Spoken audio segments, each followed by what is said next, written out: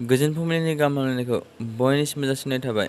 दिनै 15 सेप्तेम्बर 2023 इं मायथाइनि सानसेनि फान्दाव सोनाय राशिफोरखौ फरायथिनो लाबाय। मेष राशि, बिसिखौ सुखुयै लाखिनो हागोन, नखराव गोजोन थासारि फैगोन, गोजोननि सान। बृष राशि, मेगन गोसा सुबुंजों लाजि फोनांजानो हागौ, गोसोखौ हमथाना आगान सुरनो हानांगोन। मिथुन राशि, देहायाव जेंना नुजाथिनो हागौ, जानो खहाबनाय नङा, गोसो गाज्रि जागोन। कर्कट राशि, नखराव दावराव दावसि सोमजिगोन, सांग्रां जाथारनांगोन, जेंना गोनां सान।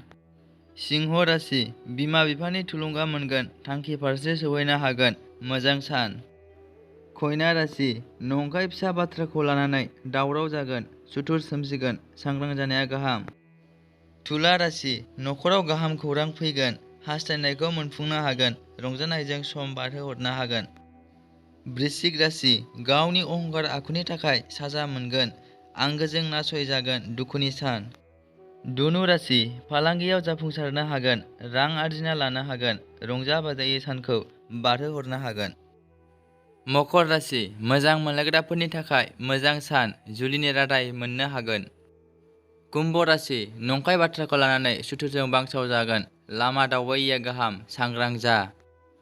मीन राशि, जिउनि हान्थिनाय लामायाव जाफुंसारनाय नङा, नखरा दुखुजों बुंफबगोन, गोसो गाज्रि जागोन।